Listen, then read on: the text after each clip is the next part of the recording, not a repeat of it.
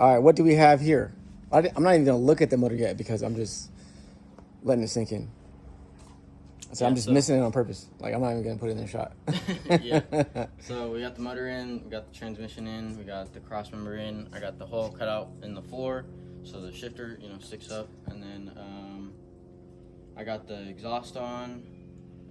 I have to modify that a little bit, but it's on the wheels right now. Here we go. Shot of the motor. Ooh, look at that. That looks pretty cool. I think it's a monster. Monster intake, that is.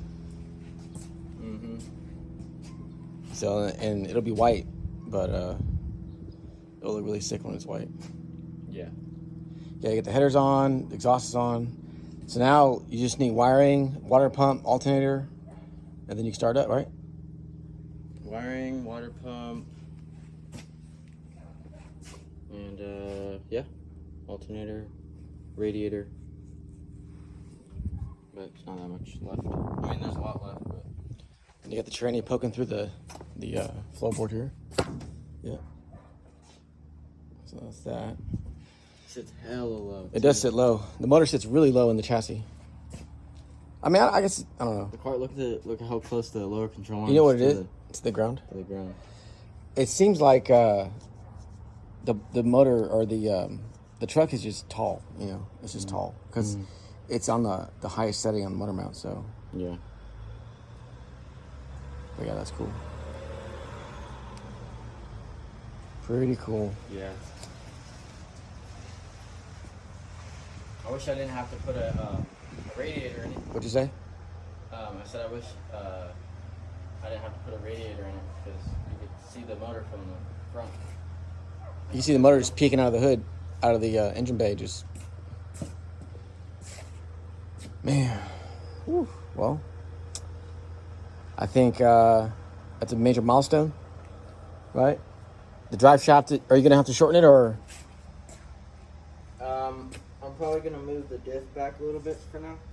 Oh, you can move the one hole back? And then and then in the future I'll probably get aluminum drive shaft or something. And then, yeah. So what's next for today? I'm going to start hooking everything up, like I'm gonna install the water pump, the radiator. I'm probably gonna start hooking up the Holly Terminator. Tomato or Terminator? I said Terminator. And yeah. The clutch, master. Oh, no, the master. The master. Yeah. Yeah, I have to drill a hole in the firewall for that. And you gotta do the pedals. Yeah, I have to do that too. Yeah, that. Do it before you get that goes in all in one. It's one assembly. You just really? Put it in the firewall. I would do that before you do any of the dash stuff. It makes it way easier. Yeah. It's the pedal assembly, and then the steering column, and then everything else. It'd be super easy. So how far before you start it up? Hopefully within 2 days. That's not how far. How long, I should say. Hopefully within 2 days. Yeah. Yeah. That'd be pretty cool. Things would be nasty. Yeah, I know. I can't wait. I can't wait to hear it. Let's take a shot from underneath the truck. Let's see. You gotta clean all stains too, you know, right? Yeah. So yeah, that's the exhaust. See, 2 in the 1 to a single, and obviously you're gonna put some hangers in the back, but yeah, so cool. I bet you can't wait to drive it. Can't wait to hear it. Just hearing it.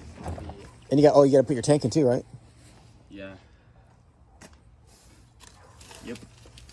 All right, so yeah, that's it right there. I mean, that's a 20-foot look.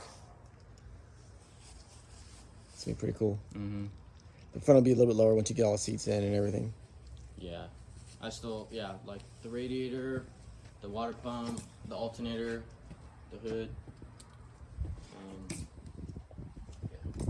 I still have to put paint. I have to paint the intake, install the fuel rails and the injectors, and then the motor will be done. And then I have to figure out what I'm going to do with for the intake. You're gonna use your old tube?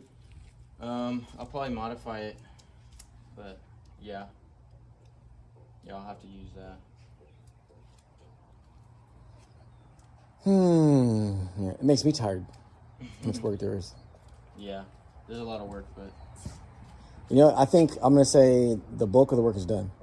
yeah, this is like the hardest part. This is like, Just knowing that the headers fit, yeah. right? Exhaust fits, Mm-hmm. trans fits, and suspension's already done, obviously. And then basically the rest is just cosmetics and wiring and radiator stuff, and so Yeah, and basically everything bolts on now. I'm gonna say this thing is gonna be drivable in about a week. Yeah, Think so? possibly. Yeah, Ahead of schedule? yeah. What? Well, I do have to mess with the yoke on the diff, so I gotta. Forget I have to buy that. But that's a optional. It's not like a mandatory thing. I mean, it's mandatory if you want to do. Unless I buy a universal joint. You mean an adapter? Yeah. Yeah. I guess you'll have to see when you get there. Mm-hmm. If everything else works well and everything's smooth, there's no surprises, then we can just do the diff. Yeah. The motor, I can't get over how far back the motor is. Like just. Well, yeah, you know what that's good for, right? Really. Freaking hooking. That motor is way far back. Heck yeah. So that's good. I mean, it basically, the spindles is in line with the, like the motor mounts basically. I don't know if that's a common thing or not, but that motor's tucked back there. So yeah, it's gonna have some really, really, really good weight transfer, which that's what you need because it's a truck and there's no weight in the rear. So yeah, this thing should be pushing some serious horsepower. So yeah, I can't wait to drive in it. Yeah. I think I should drive it first. No.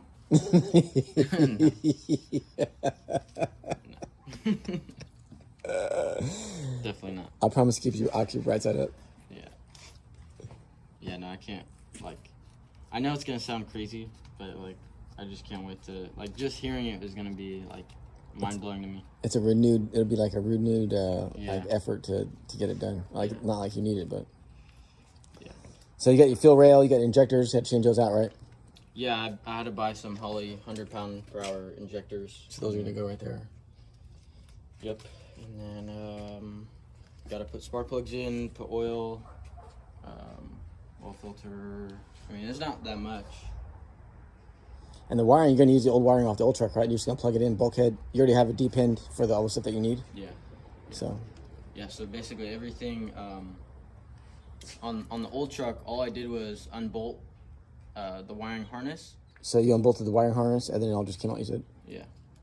So basically, all I have to do, unless I have other modifications that I want to do, I'll just put the bulkhead in and then just run all the wires that are already terminated, and then just plug it in. And then did I hear you say you're gonna make a custom bracket? So you're gonna drop the alternator bracket really low? Yeah. So on this, I'm not gonna run power steering or AC. So all I'll have is the water pump and the alternator. So I'm planning on running the alternator like somewhere down here. Make some brackets for it. So there's 1 hole, 2, 3, 4 bolt holes, and maybe I could use this plate too. So there's a lot of options. Yeah, there's a lot of options on that side. And then one day I'll get an electric water pump, so I'll only have the alternator. Yeah. So it'll just be one pulley. The main question is, do you think you can get the Chevelle? No, not yet. But once I get the blower, yeah. Okay. I have a question though. How much do you think it's gonna weigh? This thing is gonna weigh. I started at 4,000 pounds with the old motor, the transmission, the old hood. The wheels were like 45 pounds a piece. And this motor's what, 100 pounds lighter? The motor's 100 pounds lighter. The transmission's 100 pounds, not including the clutch or the bell housing. These wheels on all 4 corners are 20 pounds a piece. What are the old ones? Those are probably like 40 to 50 pounds each. I'll say you're probably 3,500. 3,500. Yeah. That was with the heater box. I'm not gonna run that anymore. I mean, this thing's gutted basically. Yeah. I mean, because there's no fender wells or nothing. I mean, it may be even less.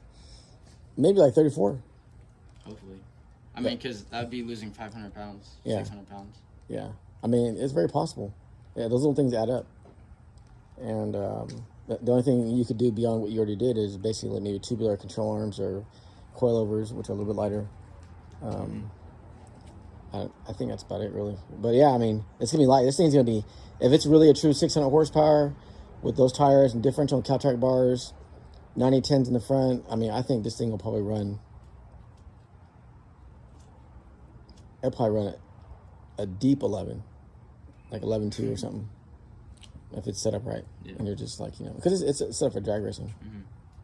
So if this thing pulls the front wheels off the ground, I wouldn't be surprised. I mean, it has a twin disc clutch, and so, yeah. And it's good for 800 horsepower. Yeah. So I think it should be snatching some gears like crazy. Mm-hmm.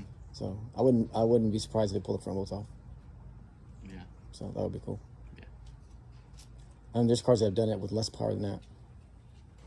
It's all about suspension setup and weight transfer and things of that nature. Yeah, that'd be crazy. Yeah. Yeah, if it pulls the front wheels off, then you'll definitely beat the Chevelle at the 60 foot, but I'll run you down like a prisoner. All right, so next video will be video is going to be starting it, I think, maybe. Yeah. I forgot to say, this is day 10. Yes. Day 10. Yeah. Yeah. So we got this done in one day, I guess. Yeah. So this is day 10. So yeah, the next video should be starting it, right? That's going to be crazy. Yeah, I want to start it. Without a radiator or with a radiator? Doesn't matter to me. All right. Well, so the next video will be either day 11 or day 12, depending on when you actually get it done. Mm-hmm. All right. Well, let me post this video and call it good for today. Yep. All right. Until next time.